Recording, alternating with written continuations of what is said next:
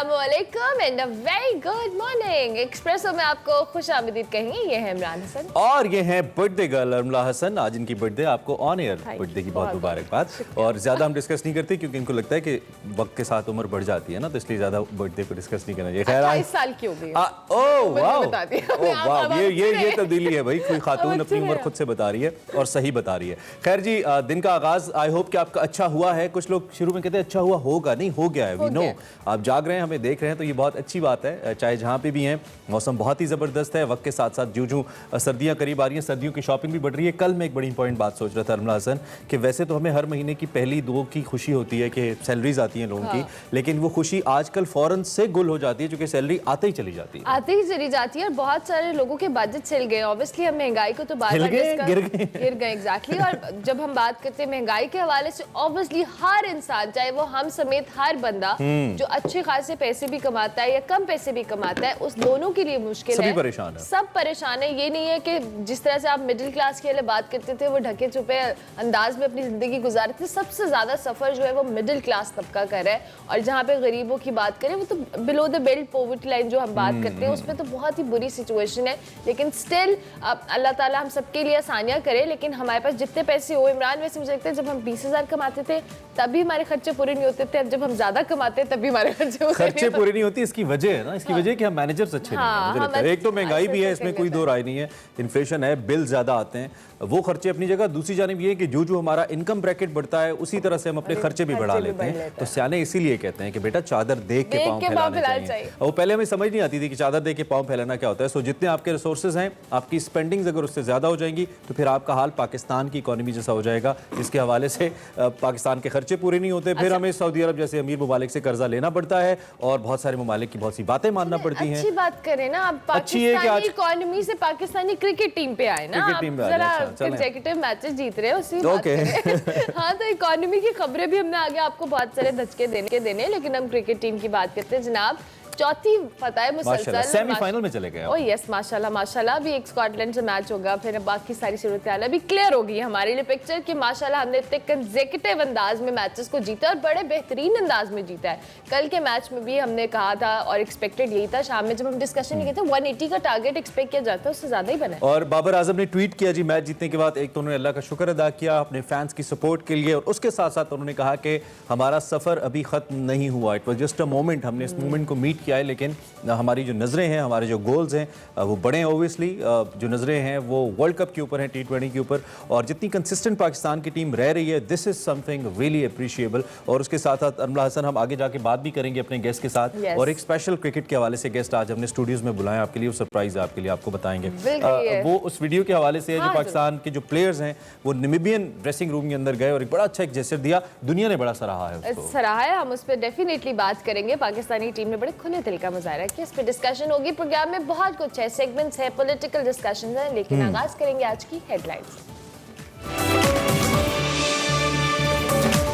कौन सी महंगाई, कहां है महंगाई? हुकूमत ने बिजली और पेट्रोल मजीद महंगा करने का इंदिया दे दिया। हुकूमत की अवाम पर मेहरबानियां, वजीर आजम आज 53% आबादी के लिए तारीखी रिलीफ पैकेज का ऐलान करेंगे।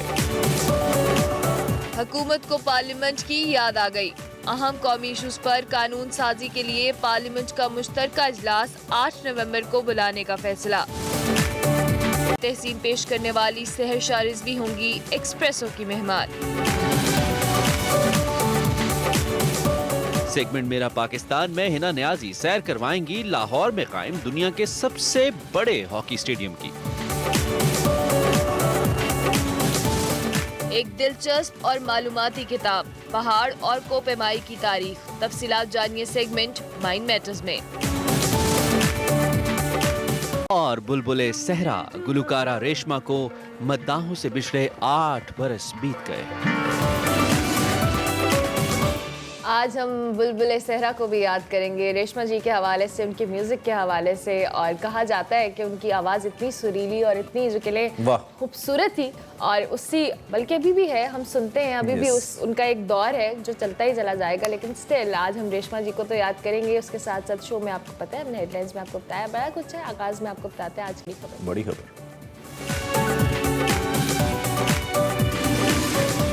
आवाम की सबसे, आपकी और मेरी सबसे बड़ी परेशानी, थोड़ी सी अरमला हसन की भी है, महंगाई। मेरी भी बहुत ज़्यादा है। अवाम महंगाई के लिए फिर आप तैयार हो जाएं। और मुशीर ख़जाना शौकत तरीन ने खबरदार कर दिया है कि बिजली और पेट्रोल की कीमतों में मज़ीद इजाफा होगा।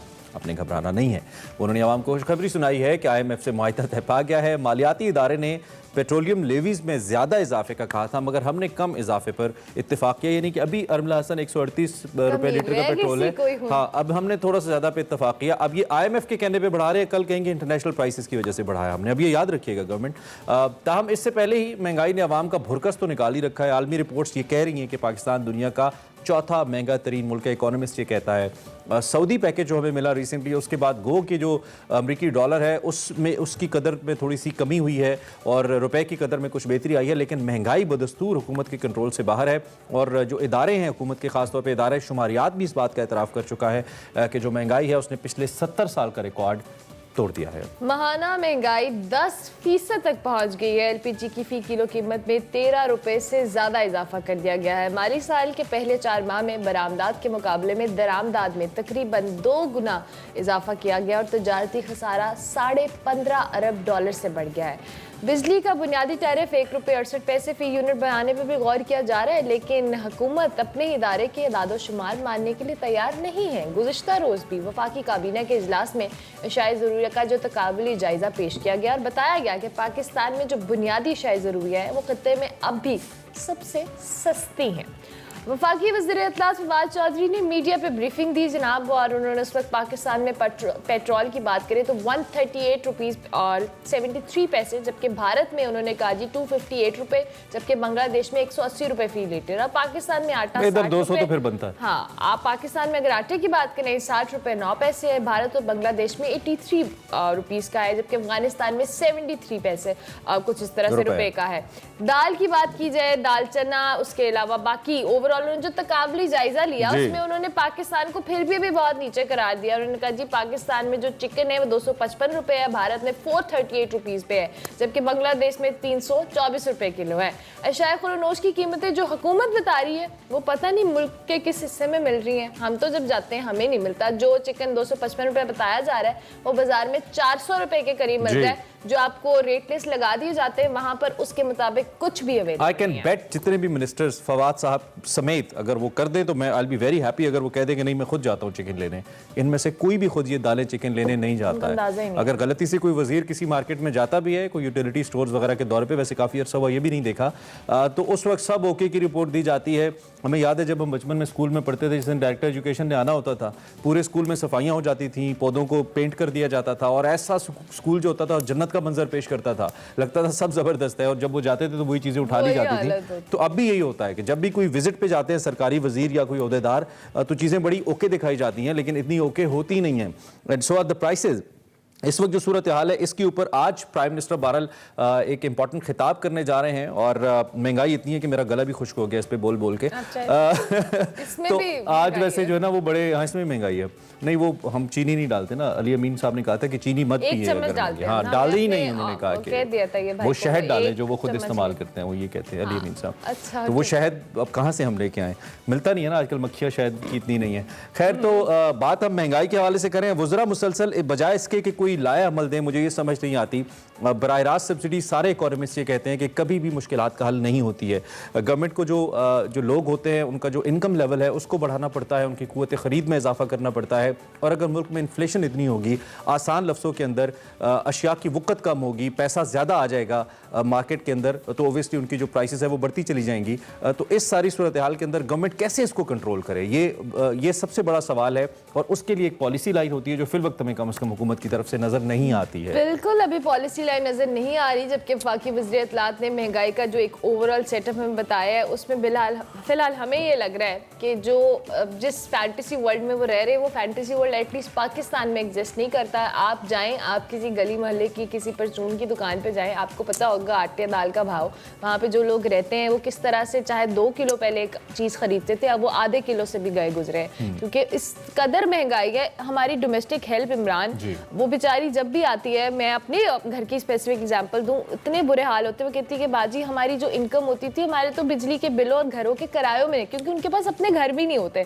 सो ये जो सिचुएशन है इससे हम सब सफ़र कर रहे हैं। सिर्फ हम किसी एक तबके को टारगेट नहीं कर रहे, इसमें lower class, lower middle class, elite class के हवाले से आप सबको लगता है कि उस दिन कंवर शौजा साहिबा कहती थी अगर आप F11 से जाके चीजें खरीदेंगे, भैया F11 में भी कुछ सस्ता नहीं, F6 कह रही थी, जो भी कह रही थी, F11 F6 से भी थोड़ा दूर है, F6 और महंगा है। हाँ, तो बस ये सिचुएशन है। तो ये सारी आज इस हवाले से इमरान ने कहा, प्राइम मिनिस्टर इमरान खान आज कौम से अहम खिताब करने जा रहे हैं। और वैसे इस F6 में अगर आप शाम को जाए ना तो ये वुजरा वगैरह आपको वही मिलेंगे, कॉफी पीते हुए ज्यादा वही मिलेंगे आपको। आज इमरान खान साहब ने 53% अवाम के लिए एक रिलीफ पैकेज देना है। वो एक तरफ पेट्रोल महंगा है, दूसरी तरफ रिलीफ मिलेगा, किस शक्ल में मिलेगा, आई वंडर। गवर्नमेंट अब टारगेटेड सब्सिडीज की जानिब जा रही है। गवर्नमेंट इससे पहले क्लेम करती है कि हमारा जो करंट अकाउंट डेफिसिट है हमने पिछले कुछ अरसे में कम किया है, हमारी एक्सपोर्ट्स गवर्नमेंट कहती है बेहतर हुई है, इससे हमारा ट्रेड डेफिसिट भी कम हुआ है। यानी कि इस वक्त टोटल जो टैक्सेस रेवेन्यू भी गवर्नमेंट क्लेम कर रही है। कल हमारी जब खुरम साहब से बात हो रही थी, उन्होंने कॉन्सेप्ट हमारा क्लियर किया था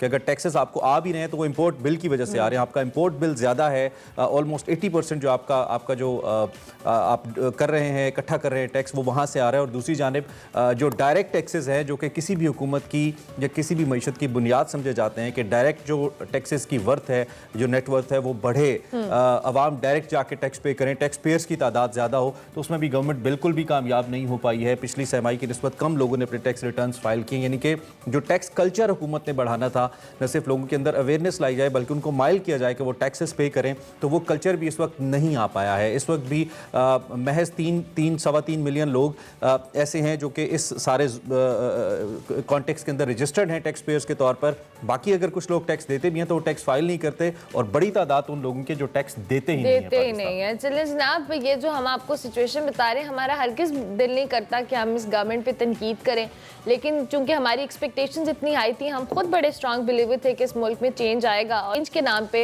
मेरे ख्याल से बहुत सारे लोगों ने वोट भी दिया था, और यही था कि इस मुल्क में चेंज आए, बेहतर चेंज आए। लेकिन अनफॉर्चुनेटली वो एक्सपेक्टेशंस डाउन हुई हैं। लेकिन कोई बात नहीं, ऐसी हमने बहुत सारी बातें करते ही रहते हैं। आपको जरा कल हम जब आगाज में बात कर रहे थे पाकिस्तानी क्रिकेट की, तो वो भी अच्छी बात थी। मुझे प्राइम मिनिस्टर इमरान खान से क्रिकेट याद आ जाता है। एक बात मैं कह दूं, थोड़ा सा दिल हल्का हो गया ये बातें करके। खैर वो वीडियो अभी हमने अभी दिखानी है जो कल पाकिस्तानी क्रिकेट टीम नामीबिया के ड्रेसिंग रूम में गई, वहां पे क्या जैसे शो हुए। पहले जरा वीडियो देखिए, हां फिर इस पे जरा बात करते हैं। ये चेक करेंगे, आओ जी, क्या जबरदस्त तरीके से सरप्राइजिंग था ये। वैसे जब नॉक किया गया, हमारे आई थिंक ये टीम मैनेजर हैं, आई डोंट नो, ये मंसूर साहब ही आई थिंक, जो कि सबसे आगे थे, उन्होंने मुबारकबाद दी नामीबिया को उनकी जबरदस्त परफॉर्मेंस के ऊपर, qualifying for the world cup, and then they met. और डेविड विजे के साथ बड़ा जो है ना वो गुत्थम गुत्था हो रहे थे, सारे हमारे बगलगीर हो रहे थे। Yes, this is the right word, बगलगीर हो रहे थे। लेकिन स्टिल ये बड़ा अच्छा जेस्चर पाकिस्तानी टीम ने दिखाया है। और मेरे ख्याल से ये हम्बल रहना ही हमारी जो सक्सेस की है। अगर हम इसी तरह से हम्बल रह के आगे बढ़ेंगे, क्योंकि हमने एरोगेंस का नतीजा इंडियन टीम की शक्ल में देखा है कि जिस तरह से वो एरोगेंट थे अपनी क्रिकेट को लेकर, अपने ओवरऑल स्ट्रक्चर को लेकर, लेकिन पाकिस्तानी टीम ने जिस बेहतरीन अंदाज में परफॉर्म किया, उसी तरह से उन्होंने इस तरह ये हम्बल रहकर भी बड़े अच्छे जेस्चर दिए हैं, चाहे वो ग्राउंड में हो या ऑफ द फील्ड हो। ये बड़ा अच्छा एक दुनिया को देखिए, एक टर्म इस्तेमाल होती है क्रिकेट डिप्लोमेसी, दो के वो पॉलिटिक्स में इस्तेमाल होती है, लेकिन अब क्रिकेट के अंदर इटसेल्फ एक डिप्लोमेसी बड़ी ज़रूरी है। जिस तरह की सिचुएशन पाकिस्तान ने फेस की है, तो ये एक बड़ा अच्छा, जो भी टीम मैनेजमेंट के ऑफिशियल्स वहाँ पे मौजूद हैं, इन छोटी टीम्स के साथ जिनको इंटरनेशनल क्रिकेट का स्टेटस हासिल है, ये बहुत इंपॉर्टेंट है कि हमारे अच्छे ताल्लुकात हों, ताकि हमारे यहाँ ये इंटरनेशनल आएँ, वो खेलें। और इस किस्म के जेस्चर्स के बाद, बीइंग द नंबर 1 टीम, मैं तो पाकिस्तान को नंबर 1 टीम ही कहता हूँ। इस किस्म के जेस्चर्स आपको आने वाले वक्त में बड़े काम आएंगे और बड़ा हेल्प करेंगे आपको पाकिस्तान में अपनी जो इंटरनेशनल क्रिकेट है उसको लाने, उसकी बहाली में। और साथ साथ एक और, जाते जाते हमें ब्रेक पे जाना है, पीसीबी अपने ऑफिशियल पेज पर कुछ ये बहुत क्रिकेटर्स की अच्छी अच्छी वीडियो, उनके साथ कुछ कैंडिड मोमेंट्स कैप्चर करता है, और वो आपने लाजमी देखनी है। हम भी कोशिश करेंगे शो में एक आधी वीडियो आपको दिखाएं। शाहीन शाह अफरीदी की बड़ी इंटरेस्टिंग थी, तो उस पर भी हम बात करेंगे, लेकिन वक्त तो एक ब्रेक का। आप देखते रहिए Expresso. Welcome back to Expresso. बात करेंगे कुछ क्रिकेट के हवाले से, और T20 वर्ल्ड कप के सुपर 12 के दिलचस्प मुकाबले जारी हैं। पाकिस्तान ने भारत, न्यूजीलैंड और अफगानिस्तान के बाद नामीबिया को हराकर मुसलसल चौथी फतह हासिल कर ली है। बिल्कुल, और इंग्लैंड के साथ सेमीफाइनल के लिए क्वालिफाई भी कर लिया है। गुज़िश्ता रोज अगर बात की जाए अबू धाबी क्रिकेट स्टेडियम में खेले जाने वाले मैच में पाकिस्तान ने बैटिंग करते हुए नामीबिया के बॉलर्स की लाइन लगा दी और जो कह लेना लाइन और लेंथ बिगाड़ के रख दी और मुकर्रर ओवर्स में 190 रन का हदफ दिया। हदफ के ताकुब में नामीबिया की जो टीम है वो मुकर्रर 5 विकेटों के नुकसान पर कुछ रन बना सकी। बिल्कुल 144 रन बना सकी और पाकिस्तान ने मैच 45 रन से जीता। Wicket keeper batter Mohammad Rizwan को 79 रन की नाकाबिल शिकस्त इनिंग्स खेलने पर मैच का बेहतरीन खिलाड़ी करार दिया गया। पाकिस्तान अपना 5वां और आखिरी मैच 7 नवंबर को स्कॉटलैंड के खिलाफ शारजा में खेलेगा। हम इस मैच के हवाले से क्वालिफाई किया है, पहली टीम है और जबरदस्त फतूहात के बाद किया है, विदाउट किसी इफ एंड बट्स के क्वालिफाई किया है। और आज हमें none other than Yasir Hameed साहब स्टूडियोज में ज्वाइन कर रहे हैं। So that's a pleasant surprise. Normally आप हमारे साथ शाम में तो देखते हैं। यासिर वेलकम, कैसे हैं आप? ठीक ठाक हैं? अस्सलाम वालेकुम। How is the morning? How to कैसा लगा सुबह सुबह उठ के? अल्हम्दुलिल्लाह अच्छा था, ठीक था। कल मैच जीत के कैसा लगा? इट वाज आवर कंसेक्यूटिव जीत, हमारी चौथी। कैसा लगा? जी ज़बरदस्त, बहुत अच्छी माशाल्लाह। कंसिस्टेंसी इज़ की टू सक्सेस और मैं समझता हूँ कि बड़ा ज़बरदस्त कर रही है टीम और दुआएं साथ हैं और लड़के बड़ा ज़बरदस्त एफर्ट कर रहे हैं, जेल टुगेदर हैं और यूनिटी है जो सबसे मेन चीज़ है। टीम वर्क नज़र आ रहा है। रिजवान की परफॉर्मेंस कैसी रही? यार रिजवान तो मैं समझता हूँ कि फ़िनोमिनल है माशाल्लाह, उसको अल्लाह नज़र से बचाए। और मैं समझता हूँ कि एक बड़ा ही ज़बरदस्त कॉम्पिटिटिव क्रिकेट खेलता है और वो अपने टारगेट्स सेट करता है, गोल सेट करता है और डे बाय डे इम्प्रूव कर रहा है। दिस इज़ वेरी गुड कि वो डे बाय डे इम्प्रूव कर रहा है, मतलब उसकी स्किल्स निखरती जा रही है। शाम में जब हम कल डिस्कशन कर रहे थे तो हम ये कह रहे थे कि पाकिस्तान ने एक ब्रेव डिसीजन लिया है, टॉस जीतकर पहले बैटिंग करने वाला, और ये पहला पाकिस्तान का बैटिंग फर्स्ट का डिसीजन भी था। और उसके साथ साथ आपने कहा था कि पाकिस्तान एक अच्छा टारगेट सेट करे और फिर उसको चेस करे ताकि हमें एक एक्सपीरियंस हो कि हम ड्यू के अंदर कैसा बॉल कर सकते हैं। जब नामीबिया ने बैटिंग की तो पहली 1-2 विकेट्स गिरने के बाद एक अच्छी पार्टनरशिप बिल्ट हुई बीच में, पाकिस्तान को थोड़ा सा ट्रबल हुआ और एक लंबी पार्टनरशिप लग गई। तो इसमें पाकिस्तान के लिए कोई लेसन था और दैट वाज जस्ट एक टाइम था कि लग गई, अदरवाइज इट्स ओके, अच्छी बॉलिंग की हमने।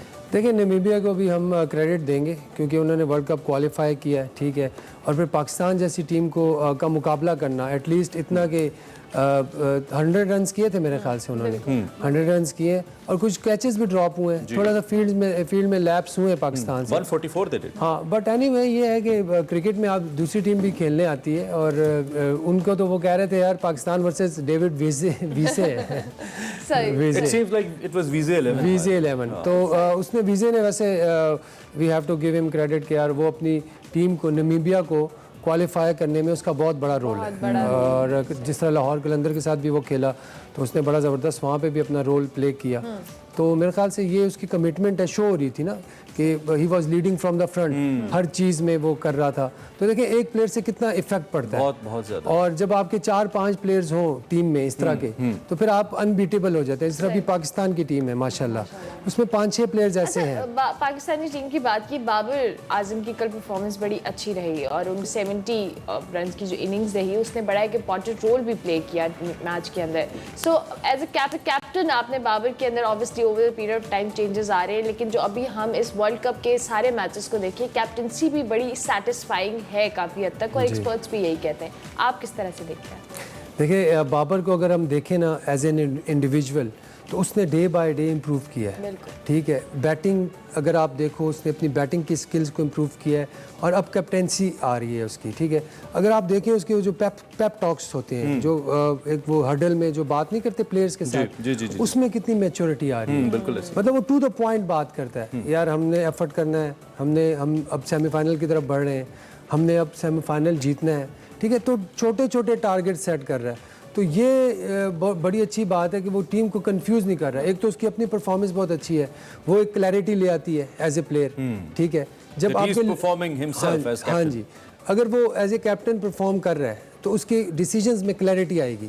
ऑल दो उसको थोड़ा सा वो कहते हैं ना बोलने में प्रॉब्लम है, ये चीज़ें सीख जाता है मतलब हम सब जो है हम कौन सा स्कूल और कॉलेज गए हैं, सीधी बात है, हम लोगों ने क्रिकेट ही खेली, ग्राउंड में टाइम गुजारा है, लेकिन आपकी इंटरेक्शंस होती हैं, जब आप बात करते हो ना तो बात करने में आपकी कम्युनिकेशन लेवल बढ़ता है। तो जिस तरह अर्मिला ने बात की कि बाबर की, तो मैं समझता हूँ कि यार बाबर जो है ही इज़ उसका जो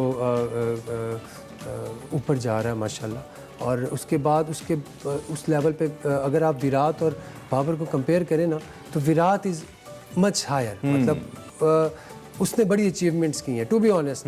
अभी बाबर का करियर का स्टार्ट हुआ है, मैं समझता हूँ 3 साल हुए हैं, तो अभी टाइम है उसको, टाइम वो by the time he will be better, He'll be a better.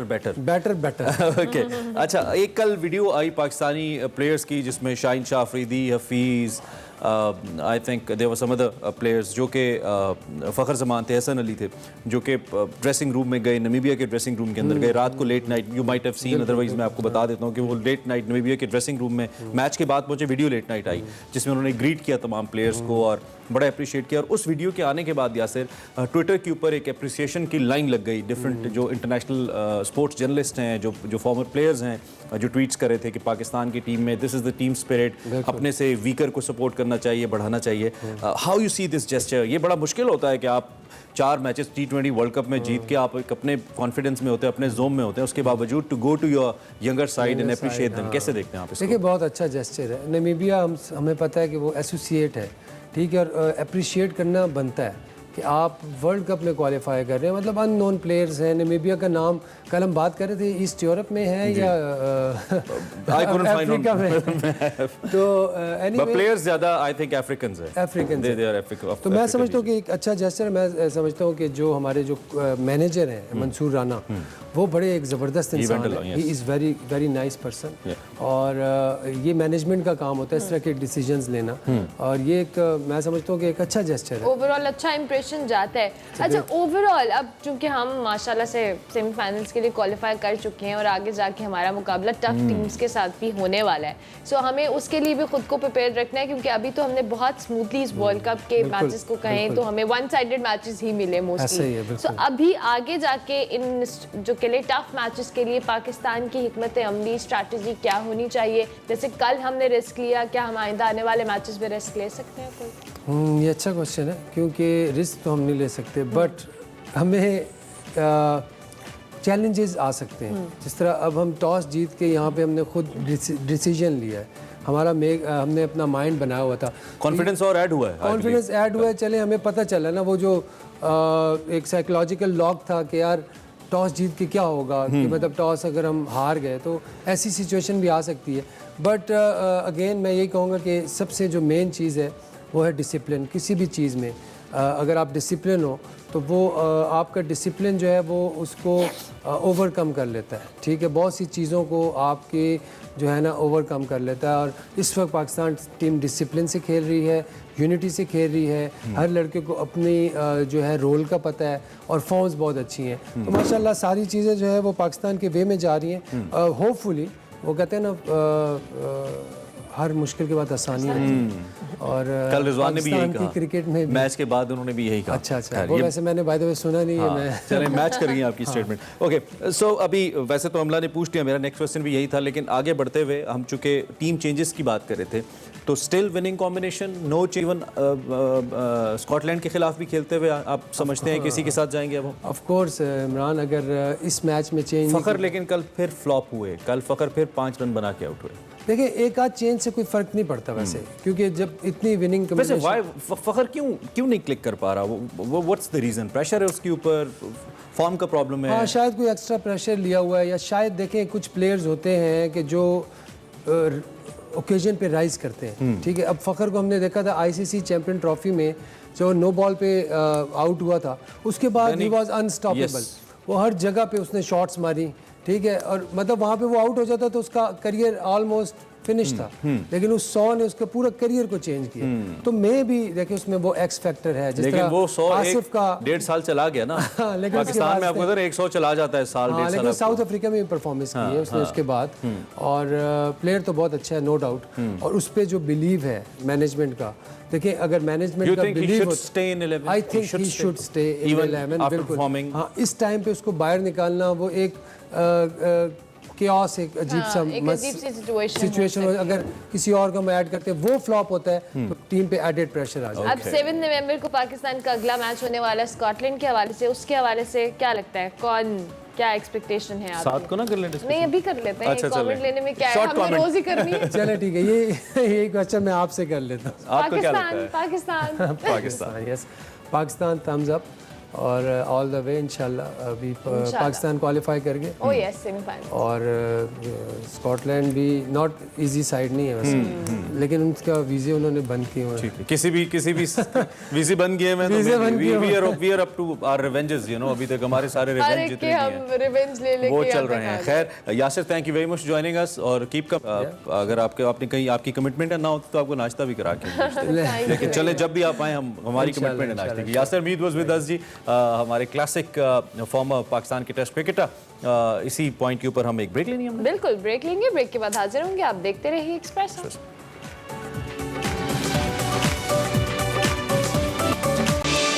Welcome back to Expresso. भाई, जैसे क्रिकेट या दीगर गेम्स के मुख्तलिफ हीरोज कमाल करें पाकिस्तान के हवाले से दुनिया भर के अंदर, वैसे ही हमने एक ऐसी शख्सियत को अपने स्टूडियोज में बुलाया है जो कि एंटरप्रेन्योरशिप के अंदर या आइडियाज़ इनोवेशन के अंदर पाकिस्तान का नाम दुनिया में रोशन कर रहे हैं।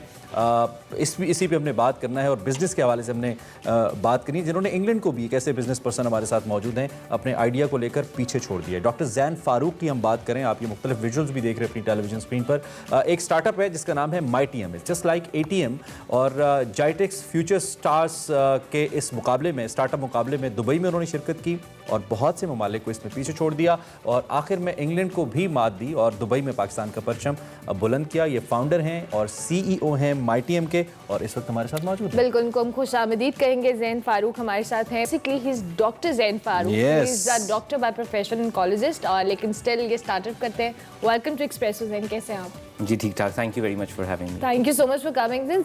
एक डॉक्टर से एक स्टार्टप तक का सफर, ऑब्वियसली इट्स वेरी डिफरेंट, बहुत दोनों डिफरेंट चीज़ें हैं। आइडिया कैसे आया, और सबसे पहले इस आइडिया के बाद अपने स्टार्टअप के हवाले से भी हमें बताएं।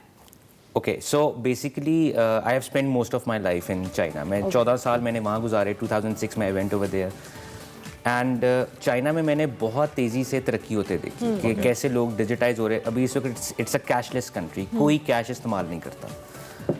पाकिस्तान के अंदर मैं और मेरे जो को फाउंडर हैं जवाद महमूद, हम लोगों ने ये मेंटालिटी कायम करने के लिए काफ़ी कोशिश की। 2015 से हमने स्टार्ट किया और 2018 में हमने अपनी कंपनी सबसे पहले रजिस्टर करवाई पाकिस्तान में। हमारे जो फर्स्ट इन्वेस्टर्स हैं they are Japanese Tokyo stock listed company है एंड दे ट्रस्टेड अस। आपको पता है जापानीज इतने आराम से ट्रस्ट नहीं करते, तो we wanted to come up with an idea of, In fact, they are the hardest people. yes to please. Yes. तो हम लोगों ने we made them agree on the idea कि we should let Pakistanis go cashless worldwide, कि आप सिर्फ एक mobile phone लेके घर से निकलें and you can pay anywhere in the world. With this mentality सबसे पहले हमें पाकिस्तान को कवर करना था।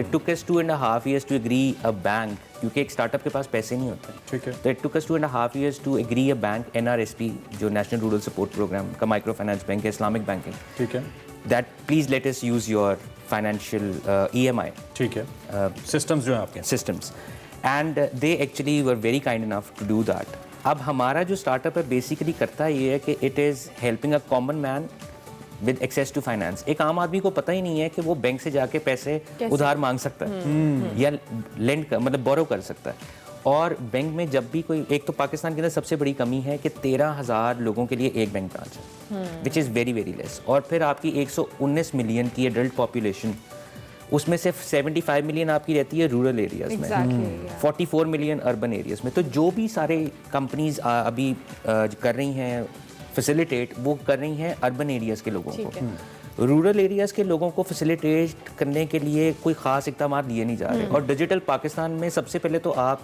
एक चीज़ जो भूल जाते हैं वो ये कि आपकी 60% अवाम लिटरेट है। बेशक 180 मिलियन के पास 3G 4G है, तो क्या हम लोग डिजिटल पाकिस्तान बना सकते हैं 60 मिलियन अवाम को बगैर अवेयरनेस दिए? Exactly. नहीं, बैंक्स का Answer is function, no. Yes, the answer is no, because banks का फंक्शन क्या है? पैसे लेंड करना, स्टोर करना नहीं। अगर बैंक पैसा लेंड ही नहीं कर सकता, how will the banks make लेकिन मनी? अगर लेंडिंग इतनी बड़ी मिकदार में स्टेट करती रहेगी पाकिस्तान जैसी इकोनॉमी में और अच्छे इंटरेस्ट रेट्स के साथ स्टेट बैंक करता रहेगा कमर्शियल बैंक से, तो कमर्शियल बैंक क्यों लेंड करेंगे एक आम आदमी को, क्यों पैसे देंगे? नहीं देंगे ना। देखिए, मतलब ये कल्चर हमारा ऐसा है, कहने का मतलब ये। देखें दो किस्म की इस वक्त इंस्टीट्यूशंस पैसा लेंड करते हैं, एक बैंक्स और एक नॉन बैंकिंग फाइनेंसिंग कंपनी, जैसे अखूवत है, कशफ है। अब इन लोगों, अगर आप देखें, स्टेट बैंक इजाज़त देता है कि you can charge up to 40% on top, ठीक है। लेकिन हम लोग एक इस्लामिक बैंकिंग का कॉन्सेप्ट लेकर आए, हम लोगों ने इस्लामिक फिनटेक की तरफ लोगों को रवाना करना शुरू किया कि आप कैश ना लें, आप कमोडिटी ले लें। अच्छा, थोड़ा सा आसानी के लिए जो आप पहले थोड़ा सा प्रोसीजर एक्सप्लेन करें, मैं आप आम देखने वालों के लिए बता दूं कि आप एक ऐसा कॉन्सेप्ट लेके आ रहे हैं कि एक आम आदमी को पैसे कर्जा लेने के लिए बैंक नहीं जाना पड़ेगा, अपनी करीबी किसी करियाना की दुकान, किसी स्टोर पे जाके वो ले पाएगा। बिल्कुल बिल्कुल। कैसे लेगा, जरा प्रोसीजर बताएं, फिर हम इस पे फर्दर। फॉर एग्जाम्पल, सिर्फ एक आदमी, उसके पास उसका शनाख्ती कार्ड और उसका फ़ोन नंबर, ठीक है, वो रजिस्टर्ड होना चाहिए। वो किसी भी दुकान पे जाके, जो कि माईटीएम की एनेबल्ड होगी, वहाँ जाके अप्लाई करेगा। उसको एंड्रॉयड फ़ोन लेने की ज़रूरत नहीं है, ठीक है। वो सिर्फ वहाँ जाके अप्लाई करेगा और कहेगा कि मुझे 40,000 या 50,000 रुपए चाहिए, ठीक है। अब वो 40 या 50,000 के लिए जब वो अपनी इन्फॉर्मेशन इनपुट करेगा at that very shop, the information will go to the NBFCs and it will go to the banks. ठीक है। Now the banks are going to reach him. So this is one thing कि qualified leads हम लोग भेजेंगे, ठीक है। अब उसकी जो ज़रूरत है, क्या उसको ग्रोसरी के लिए पैसे चाहिए, क्या उसको बिजली के बिल अदा करने के लिए पैसे चाहिए, क्या उसको अपनी बेटी की शादी करने के लिए पैसे चाहिए, या क्या उसको कोई भी टैक्सी, रिक्शा, कोई बाइकिया, उसको किसी भी जॉब के लिए कमर्शियल लोन्स। अब जाहिर है उनकी कोई क्रेडिट हिस्ट्री नहीं होती, उन्होंने 25 साल कैश पे अपनी तनख्वाह ली होती है। जब वो बैंक के पास जाते हैं, बैंक कहता है तुम एग्जिस्ट ही नहीं करते। आप सोचें कि इतना बड़ा आपका एक अलमिया है यहाँ पे कि लोग डरते हैं बैंक से, और बैंक्स के अंदर कंफर्ट प्रोड्यूस करना is one thing where we always say the banking is broken, not that the banks are not working well, लेकिन बैंकिंग सिस्टम ब्रोकन इसलिए है कि we are facilitating people more in the urban areas than in the rural areas. और इसी तरह जो हमारी services आई हैं, जिन्होंने over the counter cash send करने की कोशिश की, you can see that they are booming. Telecom companies इसके अंदर एक बहुत मेजर रोल अदा कर रही हैं। बड़ा टाइमली उन्होंने ये डिसीजन लिया, now they are like exactly. लेकिन again may be doing better than some of the commercial banks. Yes, but at the end of the day आपकी डॉक्यूमेंट कितनी हो रही है? आपको सिर्फ एक छोटी सी अलमिया यहाँ पे ये बता देते हैं, सिर्फ पिछले साल जो दुकानें हैं वहाँ से जो टॉपअप्स करवाए गए थे वो 880 मिलियन टॉपअप्स थे। और जो पैसे 880 मिलियन टॉपअप्स थे, हाँ जी, अमाउंट नहीं है। अमाउंट कितनी थी? जी, अमाउंट तो इससे बहुत ज़्यादा होगी। अमाउंट तो अगर आप 10 रुपये भी लगाएं तो इट इज़ 88 बिलियंस जी।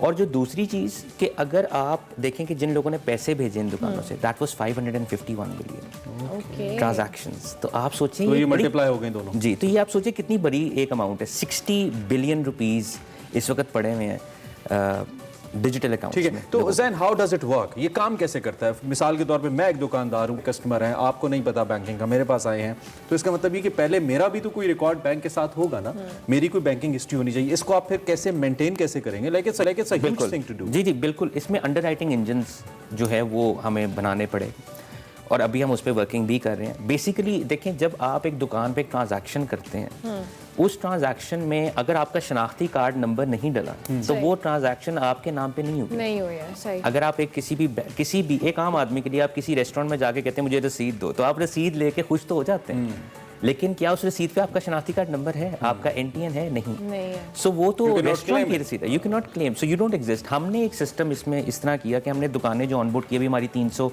कुछ दुकानें हैं लाहौर, मुल्तान, पेशावर और इस्लामाबाद में, कराची में भी। तो लोग उस दुकान पे जाते थे और बस टिकट दुकान से ले लेते थे।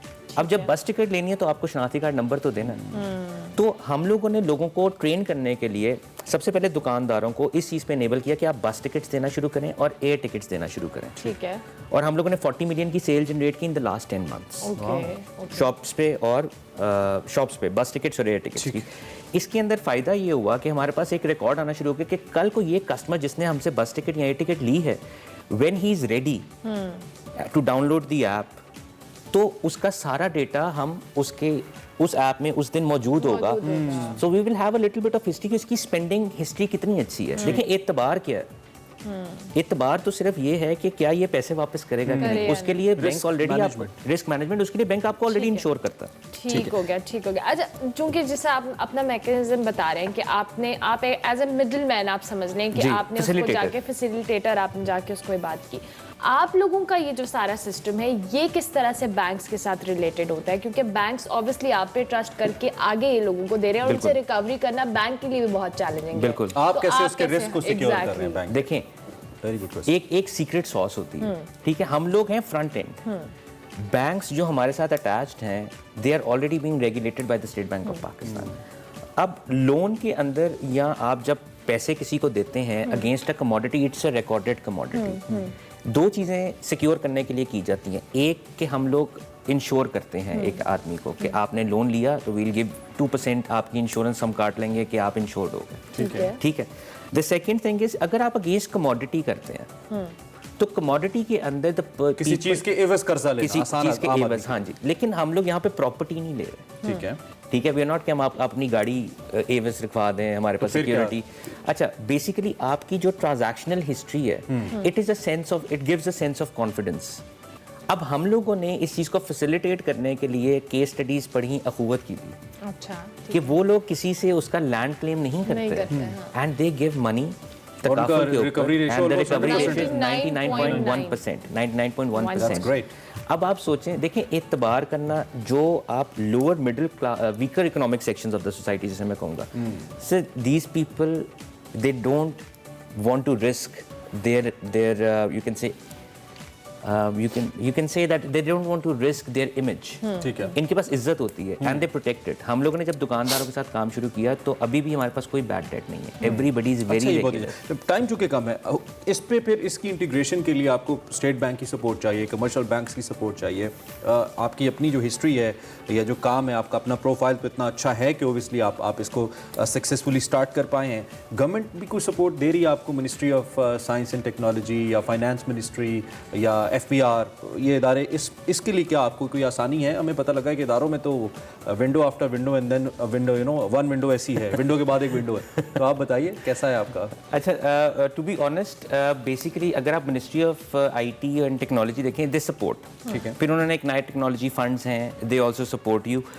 द सिनेरियो इज कि हम लोग जो एज स्टार्टअप्स आते हैं, हमें अगर हमारे पास पैसे नहीं हैं, the startups will actually just die, क्योंकि पैसा चाहिए, it's kind of fuel. Yes, ठीक है। अब अगर आप हमारी जैसी कंपनी जो पाकिस्तान में पहले 600 स्टार्टअप्स में से सिलेक्ट हुई टू गो टू जाइटेक्स और फिर वहाँ पे जाके दुनिया के 700 स्टार्टअप्स का मुकाबला किया and we won over there, तो we have been actually looking forward कि अगर हमें टेक्नोलॉजी फंड दे दिया जाए जिससे हम अपने सिस्टम को और सिक्योर करें, because what I am talking about is 120 million rupees of transactions being done on a monthly basis. उसको सिक्योर करने के लिए कितनी एक्सपर्टीज चाहिए? We have people from the banking sector and IT sector. मेरे को फाउंडर्स IT से related हैं एंड फास्ट के ग्रेजुएट्स हैं। हम लोगों ने आके इस सिस्टम को सिक्योर करने के लिए we are working as much as possible. लेकिन yes, we want government to support us to secure the systems. Yes, 30-40 seconds we have. मैं चाहता हूँ आप जरा जो लोग अपने स्टार्टअप्स की जानिब आना चाहते हैं, इनकरेज नहीं हो पाते, you one of the examples, आप उनको कुछ कहिए कि वो किस तरह से अपने आप को गियर अप करें कि वो भी किसी नई चीज़ के साथ आएँ, इनोवेशन के साथ आएँ और उस पर काम करें। इफ़ यू नो से समथिंग, देखिए, एंटरप्रेन्योर जो है, एंटरप्रेन्योर की अगर आप डेफिनेशन पढ़ें तो उसके अंदर financial management and financial risk सबसे ज़रूरी है। अगर आप फाइनेंशियल मैनेजमेंट और फाइनेंशियल रिस्क के ऊपर काम नहीं कर सकते, आप एंटरप्रेन्योर बहुत मुश्किल से बन पाएंगे।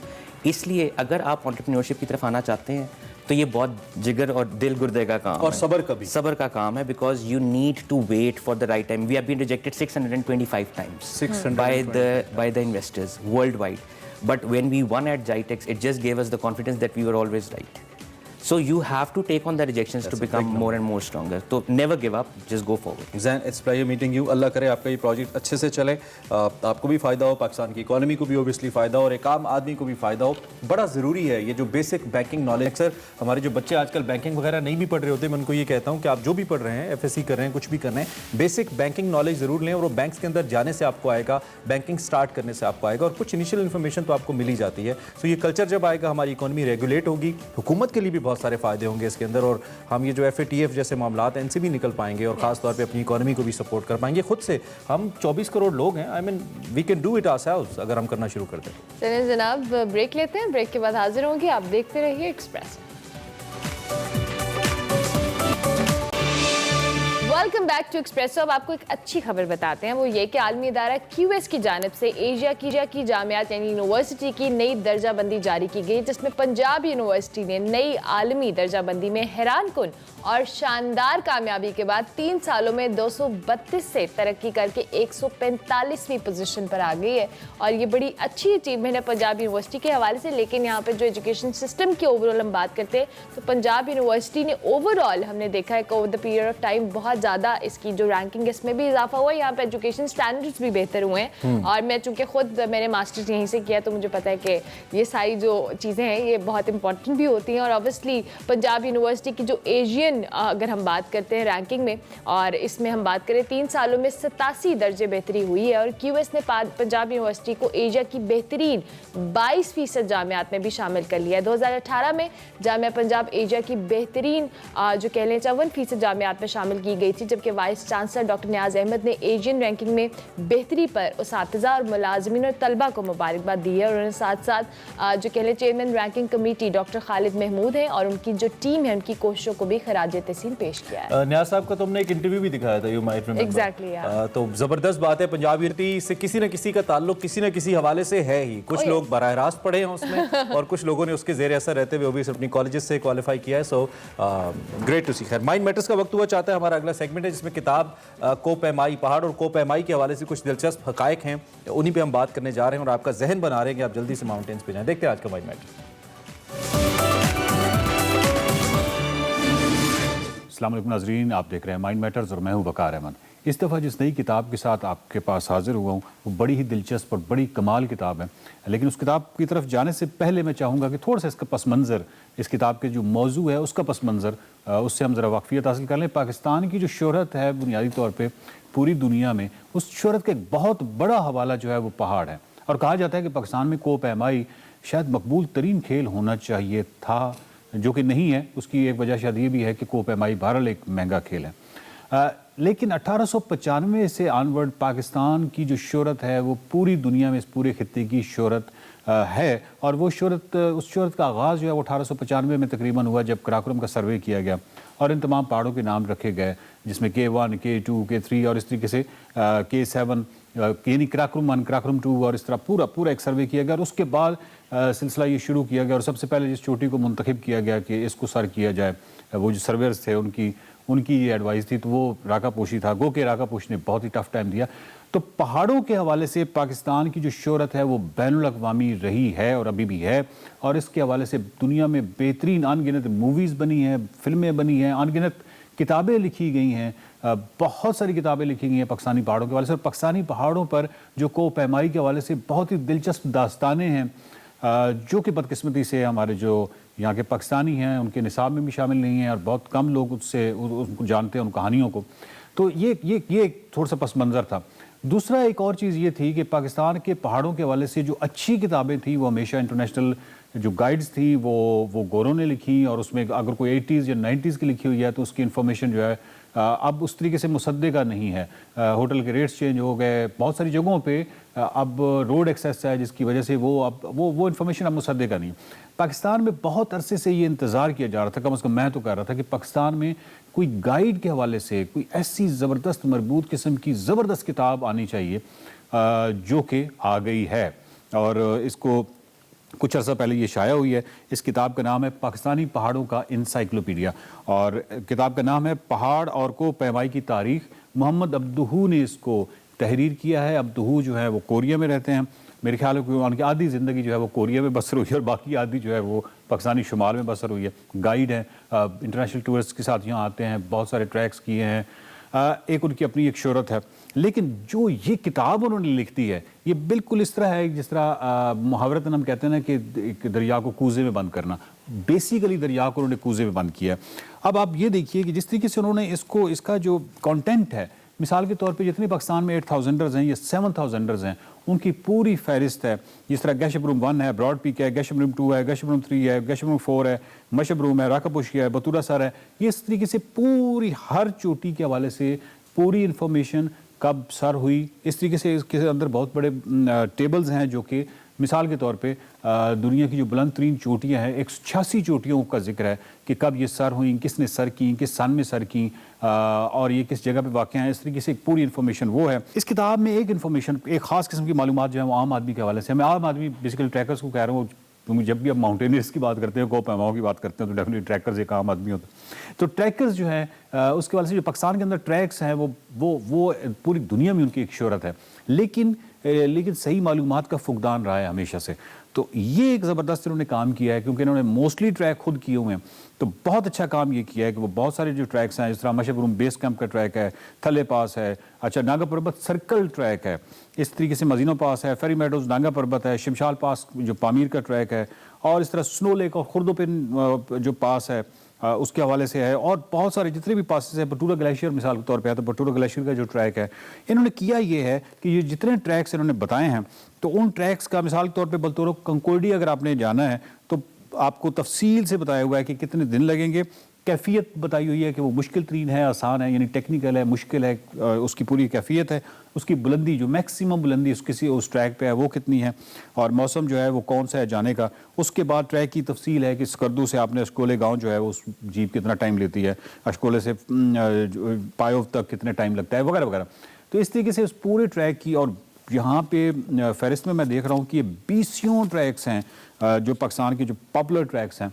हेरामोश के हवाले से मिसाल के तौर पे ऐसी बहुत अच्छी इन्फॉर्मेशन मुझे मिली, जो कि हेरामोश पे जब हम प्रोग्राम कर रहे थे 14 एपिसोड्स का किया था, तो उस वक्त ये किताब मुयस्सर नहीं थी, वगरना मुझे यानी हेरामोश के हवाले से वो कब सर हुई, कौन कौन सी टीमें आई, ऑक्सफोर्ड की टीम कब आई, इस तरह की मालूमात। K2 के हवाले से कुछ ऐसी स्टोरीज़ हैं, जैसे K2 में मेहदी साहब का जो काम है, जो कि हुसैनाबाद के गांव से उनका ताल्लुक़ है, हुंजा से, और इटली ने बहुत देर के बाद ये तस्लीम किया कि जो पहली दफ़ा सर हुई K2, उसमें मेहदी साहब का क्या किरदार था, उनके साथ कोई जो धोखाधड़ी की गई थी, और पूरी ज़िंदगी वो रंज में मुब्तला हुए और 99 में फौत हुए। इस तरह की बहुत सारी स्टोरीज़, अनटोल्ड स्टोरीज़ जो हैं वो भी इस किताब का हिस्सा हैं। सो कहने का मतलब यह है कि ये पाकिस्तानी पहाड़ों का वाकई इंसाइक्लोपीडिया है कि किस तरीके से उन्होंने तमाम पासेस को, तमाम पहाड़ों को और उनसे रिलेटेड तमाम स्टोरीज़ को, और फिर जो टेबल्स हैं जिसमें दुनिया के बुलंद तरीन पहाड़ को पैमाओं की पूरी फहरिस्त है कि किस को पैमा ने कब कौन सी चोटी सर की। तो ये किताब जो है ये बिल्कुल हाईली रिकमेंडेड है। बात यह है कि हर वो फ़र्द जो कि पहाड़ों से मोहब्बत करता है, या वो को पैमा है, या वो ट्रैकर है, या वो सयाह है, उनके घरों में ये किताब ज़रूर होनी चाहिए, क्योंकि ये इंसाइक्लोपीडिया है। जब भी आप गिलगित बल्तिस्तान के लिए निकलें तो ये किताब कम से कम आपके पास होगी, तो एग्जैक्ट आपको इन्फॉर्मेशन देगी कि आप कौन सा पास कर सकते हैं। आपके पास जो छुट्टियाँ हैं उस हिसाब से आप मुकम्मल प्लानिंग कर सकते हैं कि इन छुट्टियों के अंदर मैं कौन सा पास कर सकता हूँ, या मैं कौन सा ट्रैक कर सकता हूँ। ये तमाम चीज़ें जो हैं ये ज़बरदस्त हैं, और मैं अब्दू को बिल्कुल ये जो इनके राइटर हैं उनको मुबारकबाद पेश करता हूँ कि इतना खूबसूरत उन्होंने काम किया है पाकिस्तान के पहाड़ों के हवाले से। बहुत शुक्रिया। Welcome back to Expresso program के दूसरे हिस्से में खुशामदीद कहते हैं, और अब आ रही है हमारे सेगमेंट मेरा पाकिस्तान की, जिसमें हिना नियाज़ियात सैर करवा रही हैं हॉकी स्टेडियम की। तो देखते हैं सबसे बड़े हॉकी स्टेडियम। यस, देखते हैं लाहौर। मेरा पाकिस्तान। मेरा पाकिस्तान।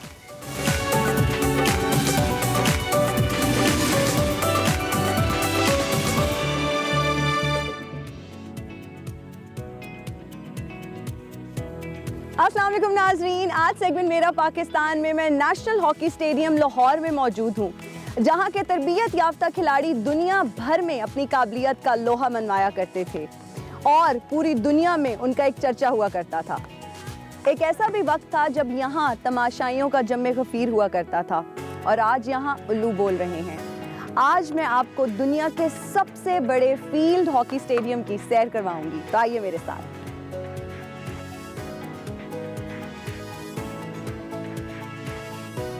नाज़रीन, इस वक्त हमें सेगमेंट में ख्वाजा जुनैद साहब ने ज्वाइन किया है, जो कि हेड कोच हॉकी टीम है, हॉकी ओलंपियन। अस्सलाम वालेकुम सर, गुड मॉर्निंग, कैसे हैं आप? जी वालेकुम अस्सलाम जी, बिल्कुल ठीक ठाक। सर, सबसे पहले तो ये बताइए कि आपने यहाँ कब ज्वाइन किया और आपका दौर कितना सुनहरी दौर हुआ करता है?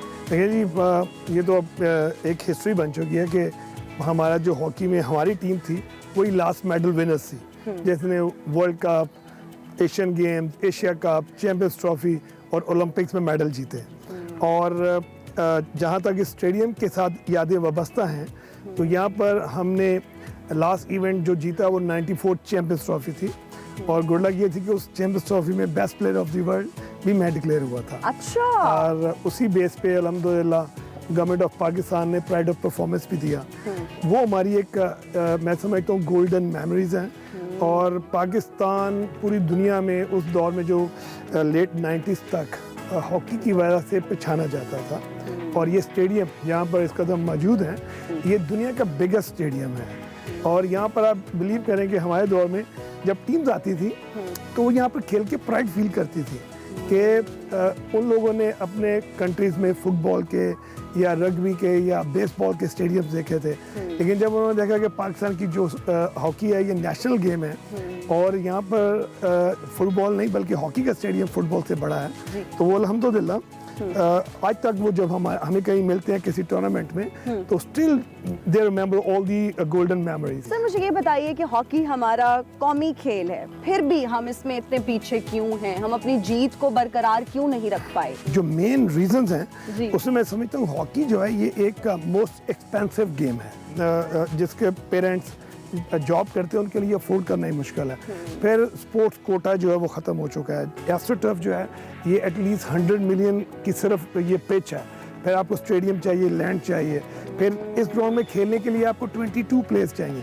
अब हॉकी जो है आप कोचिंग के बगैर खेल नहीं सकते। इसके अलावा मैं समझता हूँ कि हॉकी और फुटबॉल एंड बास्केटबॉल ये सिमिलर गेम्स हैं, रिलेटेड टू ईच अदर हैं, इनकी टर्मिनोलॉजीज भी सेम है। तो ये मोर और लेस आर्ट के साथ साथ साइंस में भी कन्वर्ट हो चुकी है। तो हम लोगों ने अपने आप को साइंटिस्ट में अडेप्ट नहीं किया है, जिसमें हमें अभी टाइम लगेगा। सर क्या चांसेस हैं, कब तक आपको लगता है कि फ्यूचर में क्या आप कुछ ऐसा देखते हैं कि हमारी टेक्नोलॉजी में एडवांसमेंट आएगी, साइंस इतनी तरक्की कर लेगी कि हमारे इस हॉकी का जो स्टेडियम है यहाँ पर भी रौनकें बहाल हो जाएंगी? फ्यूचर बहुत अच्छा है।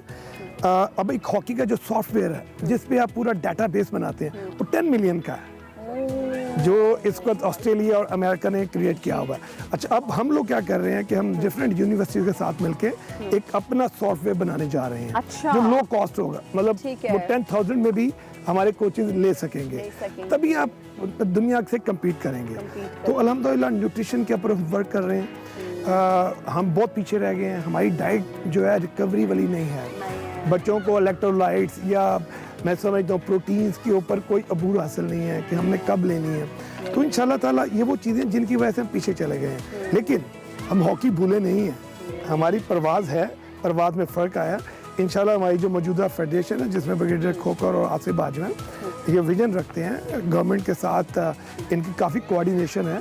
इंशाल्लाह मैं बहुत होपफुल हूँ कि जो आने वाला साल है 2022, इसमें अगर हम अपनी लीग को ऑन ग्राउंड एग्जीक्यूट कर गए तो that will be the revival of hockey. इंशाल्लाह इंशाल्लाह। सर ये बताइए कि अभी तक कितनी इंटरनेशनल टीम्स यहाँ पर हॉकी मैचेस खेल चुकी हैं?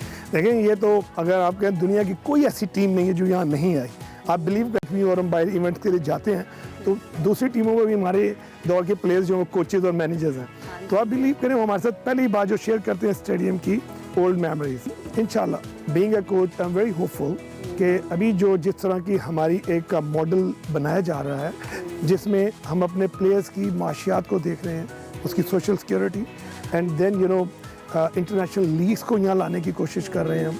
अगर ये चीज़ें हम ऑन ग्राउंड डिस्प्ले करने में कामयाब होते हैं तो इंशाल्लाह ताला पाकिस्तान हॉकी बहुत जल्दी कम बैक करेगी। इंशाल्लाह। सर अगर क्रिकेट की बात की जाए तो क्रिकेट को बहुत पजीराई मिली है, उसके कंपैरेटिवली अगर हम हॉकी को देखें तो कोई इस तरह से पजीराई नहीं मिली, क्या वजह है? नहीं, बड़ा अच्छा क्वेश्चन है आपका। और अगर आप मेडल्स की लाइन देखें तो हॉकी के मेडल्स जो है ना, जितने उसमें जीते गए हैं तो शायद आने वाले वक्त में कोई और गेम इतने शायद मेडल्स ना ला सके। तो नो डाउट कि जो इसकी पजीराई होनी चाहिए थी और जो मैं समझता हूँ कि इसके लिए गवर्नमेंट और मैं ये कहूँगा कि जितने स्टेक होल्डर्स हैं, जिसमें स्पोर्ट्स इंडस्ट्री है, जिसमें फेडरेशन है, गवर्नमेंट है, प्लेयर्स हैं, मैं ये सब लोग अगर एक टेबल पे आके बैठ के अगर मिलके काम करते तो आज हमें ये डाउनफॉल ना देखना पड़ता। जब हम जीत रहे थे तो हम जीत के नशे में थे, हमने कोई भी फ्यूचर प्लान नहीं किया because we were not futuristic. हमारा सिर्फ पैशन था कि जीत रहे हैं, बस यही काफ़ी एग्जैक्टली। तमाम प्लेयर्स जो हमारे साथ खेले हैं, लेट से अभी इसका बॉब लैंडर एक बहुत बड़ा नाम था हॉलैंड का, ठीक है जी, क्रिस्टियन ब्लैंक, और इसी तरह Michael Green, Jimmy George Australia से, ये सब लोग they are ready to join Pakistan League, you know, okay, आना चाहते हैं सब लोग। तो लिहाजा सिर्फ क्या है कि इंशाल्लाह ताला प्लान हो रहा है, गवर्नमेंट उसमें इंटरेस्टेड है, और जो हमारी प्राइवेट पार्टी है वो लोग चाहते हैं कि हॉकी की लीग्स हो और जैसे क्रिकेट की हो रही हैं उसी लेवल पे हो। तो इंशाल्लाह we are hoping for the best. इंशाल्लाह। सर, जिम की तरफ आते हैं। फिटनेस जो है वो स्पोर्ट्स में बहुत ज़रूरी है, आपका फिजिकली फिट होना, और जिम के बगैर जो है ये स्पोर्ट्स में कैसे फिट हो सकते हैं? तो क्या यहाँ पर जिम की कोई सहूलत मौजूद है? देखिए, ये बड़ा एक अलमिया है हमारे पास। ये जो जिम्स होते हैं ना, ये गली मोहल्लों में होने चाहिए। जो हमें जिम चाहिए नेशनल गेम्स को, क्रिकेट के पास है, हॉकी को भी उस लेवल का जिम चाहिए जो 5 स्टार जिम होता है। और मैं समझता हूँ कि इंशाल्लाह ये नियर फ्यूचर में, नेक्स्ट ईयर में ये भी जिम भी हमारे पास आ जाएगा। लेकिन 22 करोड़ आवाम के लिए अगर 2-4 जिम्स हैं तो दे नथिंग। तो ये मैं समझता हूँ कि ये होने चाहिए UC base, union council base होने चाहिए, कि हर यूनियन काउंसिल में एक हाई प्रोफाइल स्पोर्ट्स फैसिलिटी होनी चाहिए, जहाँ पे हमारे जो नेशनल गेम है या क्रिकेट है या फुटबॉल है, प्रायोरिटी गेम्स बना के तो हर जगह पे हमें करना चाहिए, ताकि हमारे कौम जो है वो खेलों की तरफ आए, हमारी ग्राउंड्स आबाद हों, हमारे हॉस्पिटल्स जो हैं वो खाली हों। और जब आप स्पोर्ट्स में आते हैं तो आप प्रिंसिपल्स को फॉलो करते हैं। जब आप प्रिंसिपल्स को फॉलो करते हैं, कानून फॉलो करते हैं, तो जेलें भी खाली हो जाती हैं। तो स्पोर्ट्स इस वक्त दुनिया में कैरेक्टर बिल्डिंग, नेशनल बिल्डिंग में एक अहम रोल अदा कर रही है। बिल्कुल, बेशक। सर, अगर एक बच्चा है और वो ट्रेनिंग लेना चाहता है हॉकी की हाई प्रोफाइल, फॉर एग्जांपल उसकी उम्र जो है वो 12 साल है, तो वो कैसे ट्रेनिंग ले, कहाँ से ट्रेनिंग ले? देखिए, इसमें एक बड़ी ज़बरदस्त चीज़ है, मैं समझता हूँ कि अब आपने एक बच्चे को वर्ल्ड चैंपियन बनाना है, तो आप क्रिकेट में है, फुटबॉल में है, हॉकी में है, स्क्वॉश में है, तो आपको वो लोग चाहिए जिनके पास उसका रोड मैप हो। वो लोग क्वालिफाइड कोचेस भी हों, और उन लोगों को डेवलपमेंट एंड हाई परफॉर्मेंस के प्लान्स आते हों कि मैंने 14 ईयर्स में और 18 ईयर्स में मैंने कौन सी ट्रेनिंग, कौन सी डाइट, और बच्चे के साथ कौन से ऐसे जो हमारे मैं समझता हूँ टेक्निकल तरीक़ाकार हैं वो इम्प्लीमेंट करने हैं। तो अल्हम्दुलिल्लाह ये बड़ी मुझे खुशी हो रही है बताते हुए कि अभी चंद दिन पहले हमने government of Punjab, sports board Punjab के साथ मिल के एक ख्वाजा जुनैद हॉकी अकेडमी भी लॉन्च की है। ज़बरदस्त। और उसमें मैं मुझे खुद इतना नहीं पता था, लेकिन मेरे पास सिर्फ आफ्टर 6 डेज मोर देन 100 बच्चे आ गए, और इनकी एज स्टार्ट हो रही है 6 ईयर्स से लेकर 12 ईयर।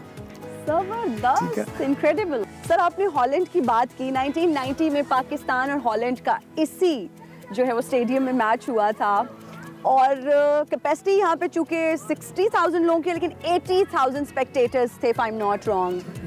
तो वो सारा टाइम, वो गोल्डन पीरियड वापस लाने के लिए हमें क्या इकदाम करने होंगे? हाँ जी, बिल्कुल, आपने वेरी वेल सेड कि नो डाउट वो पाकिस्तान की हॉकी की हिस्ट्री में एक बेस्ट डे के नाम पे याद रखा जाएगा। हमें यहाँ पर इंटरनेशनल इवेंट्स अरेंज करने पड़ेंगे, जैसे कि क्रिकेट में टीम्स आ रही हैं, मैचेस खेल रहे हैं, कि आप एशिया कप जो है वो यहाँ पाकिस्तान में करवा लें। अगर हम ऐसा इवेंट यहाँ पे लाने में कामयाब होते हैं और नेक्स्ट ईयर में, तो आप इस स्टेडियम को फिर पैक देखेंगे। इंशाल्लाह एक ऐसा वक्त आएगा, जल्द वो वक्त आएगा जब हॉकी का भी रिवाइवल होगा। जी जी, क्यों नहीं, इंशाल्लाह जी। और मैं बहुत शुक्रिया अदा करता हूँ इस चैनल का, एक्सप्रेस का, जिन्होंने हॉकी को स्पेसिफिक टाइम देके इसके प्रमोशन में एक अहम किरदार अदा किया। Thank you.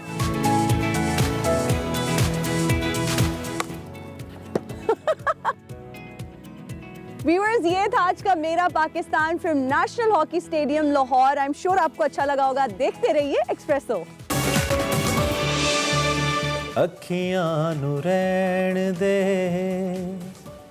अखियां दे कोल को चन परदेसिया, बोल भावे ना बोल। बुलबुले सहरा की बात कर रहे हैं हम। गुलकारा रेशमा को उनके मद्दाहों से बिछड़े आज 8 बरस बीत गए। इससे पहले भी और इसके बाद भी आज तक किसी को नसीब नहीं हुआ रेशमा जी के हिस्से में आया। पाकिस्तान की पहचान बनी, दुनिया भर में पाकिस्तान को रोशनास कराया, सहराओं से उठी और दुनिया भर पे छा गई। आज हम उनको याद कर रहे हैं। अल्लाह उनकी आफत की मंजिलें आसान करे, उन्हें तरीक़े रहमत करे। आमीन। अभी हम ब्रेक लेंगे, ब्रेक के बाद हाजिर होंगे। आप देखते रहिए एक्सप्रेस।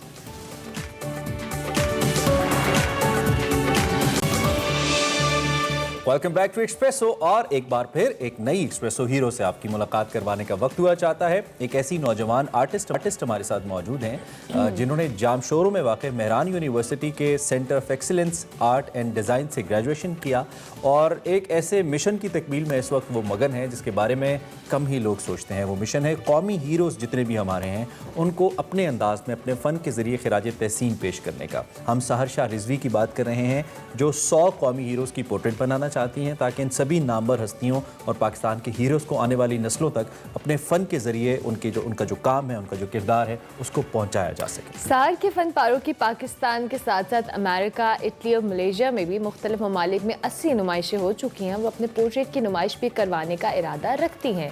तो मज़ीद हम बात कर लेते हैं। सहर शाह रिजवी हमारे साथ मौजूद हैं, विजुअल आर्टिस्ट हैं और इनकी जो ओवरऑल इनका जो आर्ट है, जो जिस तरह से ये खिराज तहसीन पेश करने वाली हैं अपने हीरोज़ को, सर आपको हम बहुत खुश आमदीद कहेंगे। Thank you so much for joining us in espresso. कैसी हैं आप?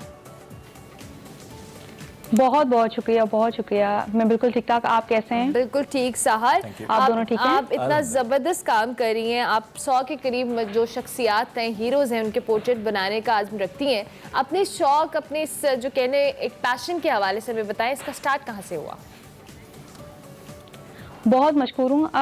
इसका स्टार्ट काफ़ी टाइम हो गया, 10 साल मुझे आर्ट प्रैक्टिस करते हुए हो गए हैं। मैं मेडलिस्ट हूँ और मेरा काम स्टार्ट तो मैंने मिनिएचर आर्ट से किया था प्रोफेशनली। उसकी मैंने डिग्री हासिल की है, आपने जैसे बताया, और मिनिएचर से स्टार्ट किया। फिर वो डिफरेंट कंट्रीज़ जो हैं वहाँ पे मेरा काम एग्जिबिट होता रहा और उसको बहुत ज़्यादा लोगों ने चाहा, बहुत पसंद किया।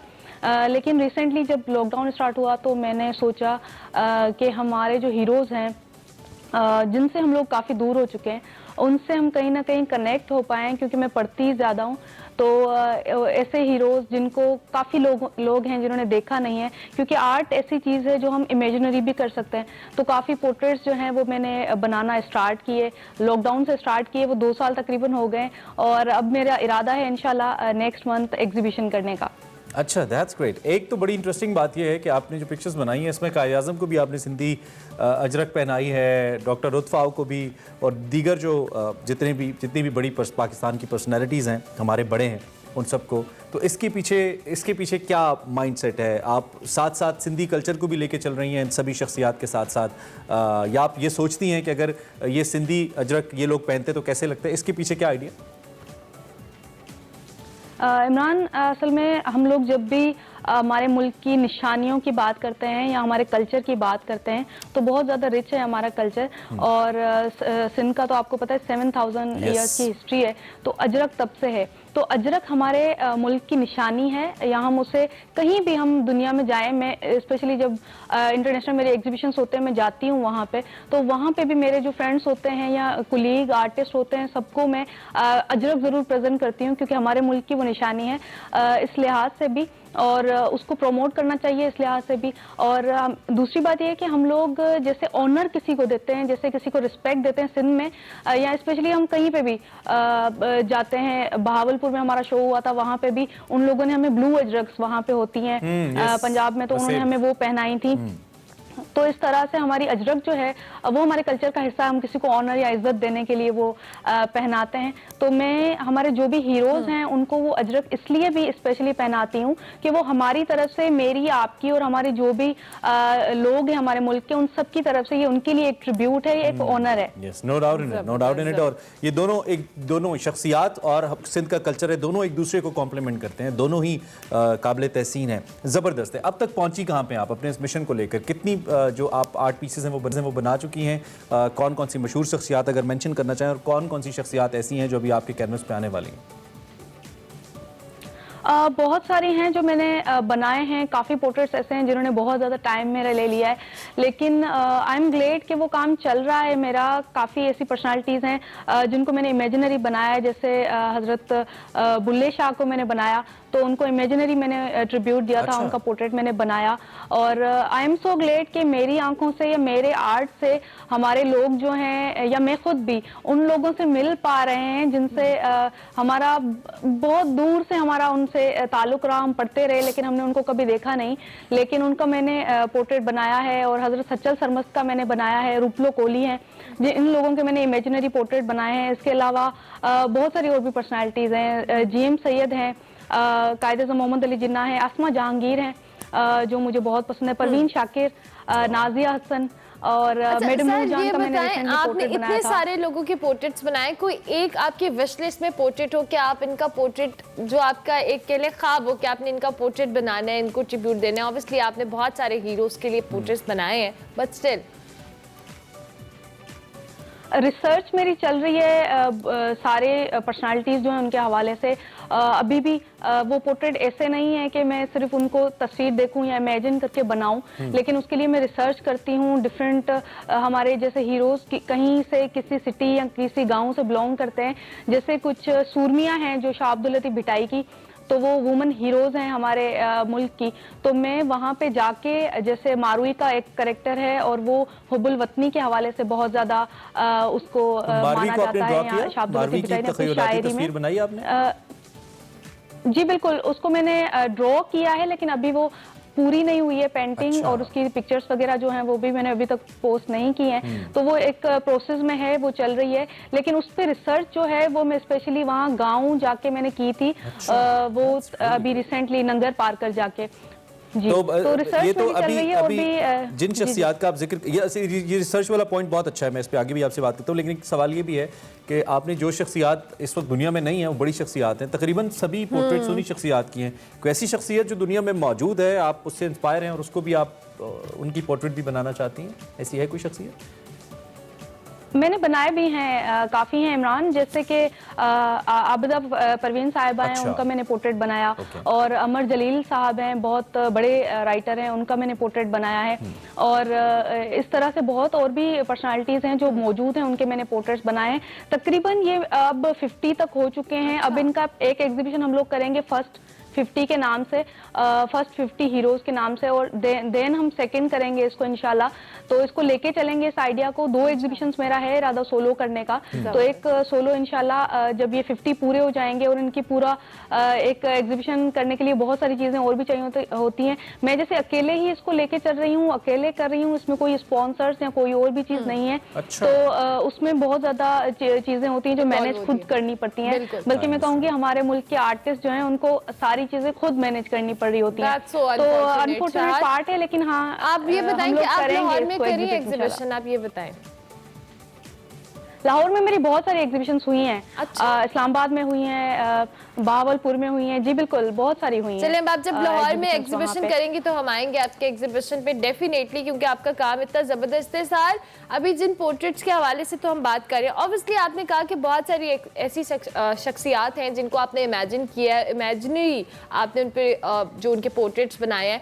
मेरे ख्याल से जो लोग, आप एज एन आर्टिस्ट, आपकी इमेजिनेशन वैसी बड़ी स्ट्रांग होती है, या आपकी इमेजिनेशन या क्रिएटिव स्किल्स होती हैं वो बड़ी जो कह लें ऑथेंटिक होती हैं, but at the end of the day किसी को ये समटाइम्स बहुत रिस्की भी हो जाता है, क्योंकि लोगों के अंदर हमारे यहाँ सेंसिटिविटी का एलिमेंट बहुत ज़्यादा होता है, और हम समझते हैं कि आर्टिस्ट जो हैं या हम उनको ओन भी करते हैं। तो कुछ ऐसे मामले कहीं ऐसे लगा कि आपको इस इंसान का या जिस हीरो का पोर्ट्रेट नहीं बनाना चाहिए, या इससे कोई सेंसिटिविटी इन्वॉल्व हो सकती है उसके साथ?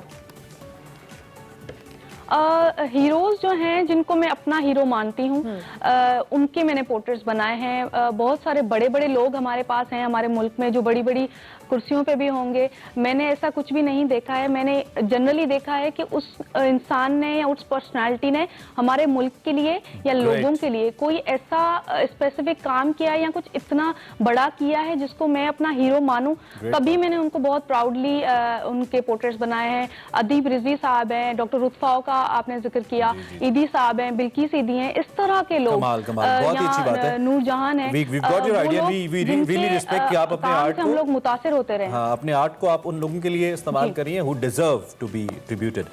That's amazing. सर, आपने भी जिक्र किया कि there is no sponsored support, कोई हुकूमत की सपोर्ट नहीं है, कल्चर का तो इतना बड़ा महकमा होता है हर सूबे के अंदर, सिंध का भी बहुत बड़ा है, और ऑफ एंड ऑन हमें सवाल से खबरें भी मिलती रहती हैं कि जी अब मुख्तलिफ असासों को प्रिजर्व करने के लिए या हेरिटेज को प्रिजर्व करने के लिए सिंध गवर्नमेंट ये करिए। सिंध गवर्नमेंट बड़ा क्रेडिट भी लेती है इसका, और लेना भी चाहिए, क्योंकि जो सिंध के पास है हमारे मुल्क के अंदर वो शायद दूसरे किसी सूबे के पास नहीं है in terms of culture and civilisation.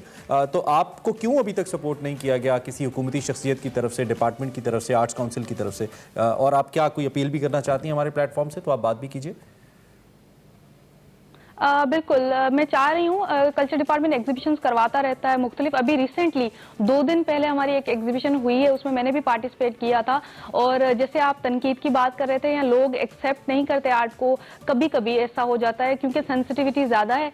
तो मेरा आर्ट पीस जो था वो इस आइडिया के हवाले से नहीं था, वो डिफरेंट आइडिया था एक, जिसमें मैंने एक इंस्टॉलेशन बनाई थी, एक स्कल्पचर था वो 3D, और वो बहुत ज़्यादा वायरल भी हुआ और उस पर तनकीद भी काफ़ी हुई थी, क्योंकि वो फेमिनिज्म के हवाले से था। उसमें मैंने बाल जो थे फेमिनिन कर्व को मैंने उससे रिप्रेजेंट किया था, और एक शलवार को मैंने as a male of our society उसको मैंने रिप्रेजेंट किया था। तो मैंने सिर्फ ऑब्जेक्ट्स को नाम दिए थे, लेकिन लोग उसको नेगेटिव और पॉजिटिव दोनों तरह से देखने लगे। और मेरा मकसद भी यही था कि आर्ट जो है उस पर बात हो, लोग उसको अपने नजरिए से देखें, और जिस नजरिए से हम आर्ट को देखते हैं वो उसी तरह से होता है। ठीक है जी जी जी। तो आप ठीक है, आप कंटिन्यू कीजिए। तो ये रिसेंटली हुआ था।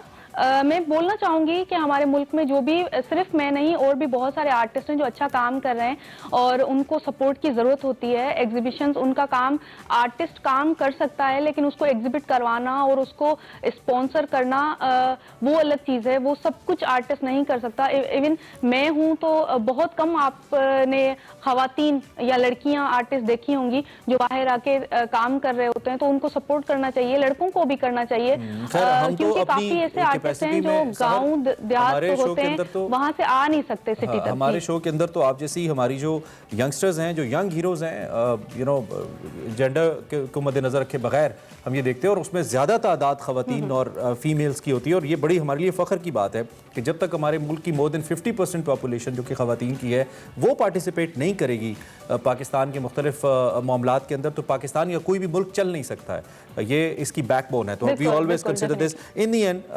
वैसे तो एक फॉर्मल होता है कि message, so I won't ask the message, जो यंगस्टर्स आपको देख रहे हैं, आपके एज फेलोज भी, जहाँ तक आप पहुँचे हो, लगता है कि आपने मेहनत तो की है, लेकिन आपने अचीव भी किया, और बहुत अच्छी बात है। कुछ उनको सजेस्ट करें, वो कैसे आगे आए, आपकी तरह कैसे बने, कहाँ से शुरू करें? अपने पैशन को मद्देनजर रखते हुए सबको आगे आना चाहिए। जो भी लोग डिफरेंट फील्ड्स में काम कर रहे होते हैं, अक्सर ऐसा होता है कि हम जिस फील्ड में चाह रहे होते हैं आना उसमें नहीं आते और दूसरी फील्ड में चले जाते हैं। मैं भी मेडिकल की फील्ड को स्विच करके आर्ट की तरफ आई थी, और फॉर्चुनेटली मैं आगे वरना उल्टे सीधे ऑपरेशन करती इत्तेफाक की बात यह कि कल हमारे शो में फातिमा आईमी थी, वो भी मेडिकल को छोड़ के आर्टिस्ट बन गई। तो डॉक्टर्स की कमी हो जानी, आर्टिस्ट बढ़ जाने हमारे यहाँ। हाँ, नहीं ऐसा नहीं है, आर्टिस्ट वैसे कम है, आर्टिस्ट हों तो अच्छी बात है, लेकिन पैशन को देखना चाहिए। आप वो काम कर सकते हैं, और स्ट्रगल उस फील्ड का अगर आप देख सकते हैं, क्योंकि आर्ट की फील्ड में बहुत स्ट्रगल होता है। लेकिन मैं कहूंगी कि यंगस्टर्स को कभी भी स्ट्रगल में मायूस नहीं होना चाहिए। एक टाइम पीरियड होता है, उसके बाद आप अचीव करना स्टार्ट कर लेते हैं। मैंने हाँ छोटी एज में काफी अचीव कर लिया है। माशाल्लाह, यू आर अ हीरो। बहुत अच्छा लगा सहर आपसे बात करके, बड़ा जबरदस्त काम है आपका। We wish you very best of luck कि आप जिस मिशन पे हैं आप उस मिशन में कामयाब हो, और आप जब एग्जीबिशंस करें तो हम डेफिनेटली कोशिश करेंगे कि आपके एग्जीबिशंस में लाजमी आए। हमारे पास सहर शाह रिजवी थी, बड़ी खूबसूरत इनकी बातें थी, इनके जितना काम खूबसूरत है उतनी खूबसूरत बातें भी करती हैं, और हम इनसे गुफ्तगू कर रहे थे। अभी हमें एक ब्रेक लेनी है। जी ब्रेक लेनी है, और साथ हुकूमत के लिए वेकअप कॉल भी है। सिंध गवर्नमेंट, आप जरा ऐसे आर्टिस्ट का ख्याल रखें, हम आपके सामने हीरोज ले आते हैं। ख्याल तो आप रख सकते हैं ना, आपको रखना चाहिए। नहीं, थोड़ा बहुत करते भी हैं, ये नहीं कि बिल्कुल नहीं करते, मजीद करना चाहिए। ब्रेक।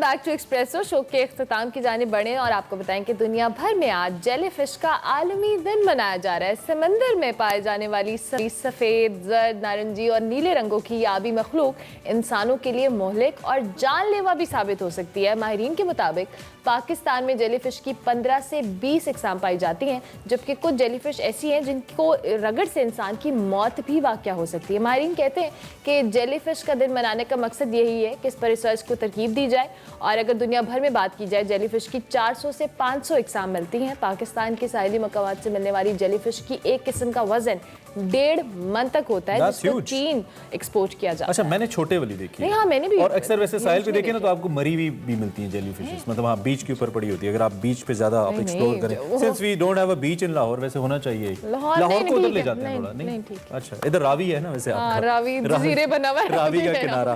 खैर जी, एक और पॉजिटिव न्यूज, अच्छी इंटरेस्टिंग भी, नासा के हवाले से आपको एक खबर देते हैं। एक और कामयाबी नासा ने हासिल कर ली है। खला में कामयाब तजुर्बे के बाद नासा ने सब्ज मिर्चें उगा ली हैं। आप सोचते रहते हैं ना खलाबाज क्या करते हैं वहाँ पे, तो मिर्चें लगाते हैं। नासा के खलाबाजों ने जो इनका इंटरनेशनल खलाई स्टेशन है वहाँ पे ये तस्वीर उनसे जारी की गई हैं, वहाँ पे मिर्चें उगाई गई हैं।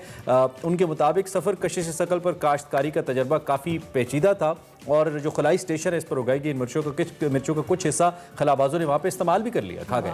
लेकिन मिर्चों के जायके, साख्त और ग़िज़ाइयत पर अभी मज़ीद रिसर्च की जा रही है, उन्हें ज़मीन पर भेजा जाएगा। ISS रिसर्च के मुताबिक इस टीम ने आज तक पौधों के मुश्किल तरीन तजर्बात में से इसे एक तजर्बा करार दिया है, यानी कि स्पेस में मिर्चें उगा दी गई हैं। जीरो ग्रेविटी पर that's amazing. मिर्चें उगा दी गई हैं। वैसे इट्स अ ह्यूज थिंग। ठीक है, प्रोग्राम हमारा इख्तिताम की जाने में लास्ट मोमेंट है और जाते याद करेंगे 71वीं सालगिरह है आज दी अमेजिंग, बहुत सुरीली और मीठी गुलकारा नैयरा नूर साहिबा की। उनको हम खिराज तहसीन पेश करेंगे। आज वो अपनी सालगिरह मना रही हैं। अगर उनके फ़नी सफ़र के हवाले से बात करें, पिछली कई दिहाइयों से उन्होंने अपने मद्दाहों को महसूस किया अपनी बेहतरीन आवाज़ से। रूठे हो तुमको कैसे मनाऊं पिया, ए इश्क हमें बर्बाद न कर, जैसे कई गाने उन्होंने गाए। कमेंट्स भी दिया गया हुकूमत की तरफ से 2006 में और 1973 में निगार अवार्ड से भी नवाजा गया।